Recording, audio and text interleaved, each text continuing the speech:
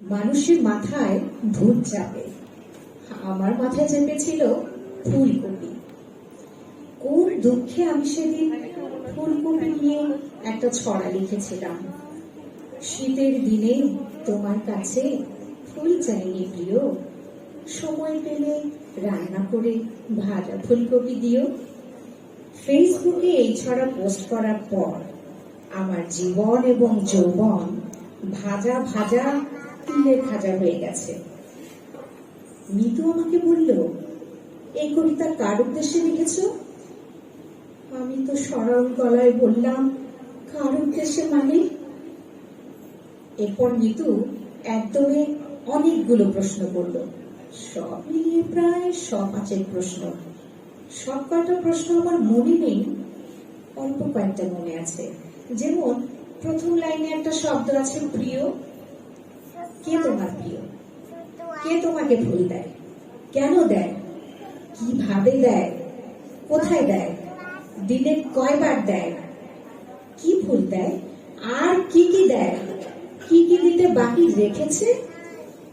তাজা ফুল না প্লাস্টিকের ফুল? কার কাছে তুমি এই শীতে ফুলের বদলে ফুলকপি চাইছো? এত কিছু থাকতে ফুলকপি চাইতে গেলে কেন? কাঁচা ফুলকপি নাচে রান্না করা ফুলকপি কেন চাইলে? অন্য কোনো মেয়ে কেন তোমার জন্য ফুলকপি রাঁধবে? ঘরের রান্না মুখে রোচে না? ফুলকপি মানে কি সবজি ফুলকপি, না এর অন্য কোনো গোপন অর্থ আছে? সারা জীবন ফুলকপি খেয়েও শখ মেটেনি, আর কত ফুলকপি চাও? কবে তোমার পেট ভরবে? বুড়ো হচ্ছ আর খিদে বাড়ছে না, পাইছো কি তুমি? তোমাকে কি আমি খেতে দেই না? রাস্তাঘাটে ফুলকপি চেয়ে বেড়াও, আজ ফেসবুকে চাইছো, কাল কি থালা নিয়ে রাস্তায় বসবে? পরশু কি পত্রিকায় বিজ্ঞাপন দেবে? আমার কাছে চাইলে কি আমি ফুলকপি দিতাম না? সর্বশেষ প্রশ্নটা বড়ই নির্মম, তোমার এত লোভ কেন? আমি কোনো প্রশ্নের উত্তর বুঝিয়ে দিতে পারিনি, ফলে আমার জীবন হয়ে গেছে ফুলকপিময়। সকালে রুটির সাথে ফুলকপি ভাজা, দুপুরে রান্না করা ফুলকপি, রাত্রে ফুলকপি দিয়ে মাছ, বেলায় বেলায় ফুলকপি আর ফুলকপি। মাঝখানে ফুলকপির স্যুপ পর্যন্ত খেতে হয়েছে।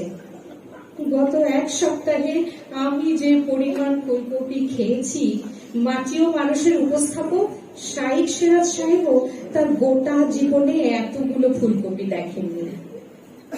আজ সন্ধ্যায় বললাম, মিতু আদা দিয়ে একটু লাল চা করে দিবে, সর্দি লেগেছে। মিতু পাথর মুখ করে চা বানাতে গেল। আমি ভয়ে ভয়ে রইলাম, চাই আদার বদলে ফুলকপি দিয়ে ফেলে কিনা কে জানে। আল্লাহর অশেষ রহমতে খানিক বাদে মিতু আদা চা নিয়ে আসলো। গলাটা একটু কোমল করে বলল, খালি পেটে চা খাবে না, ফুলকপির বড়া ভেজেছি, ওটা খেয়ে তারপর চা খাও। পুনশ্চ আরেকটা প্রশ্ন ছিল, এখন মনে পড়েছে, কি আছে ফুলকপিতে যা আমার নেই? পুনশ্চ 2 আরেকটা প্রশ্ন ছিল, এখন মনে পড়ল, সত্যি করে বলো তো, আমাকে না জানিয়ে এ পর্যন্ত কতগুলো ফুলকপি খেয়েছো লুকিয়ে লুকিয়ে?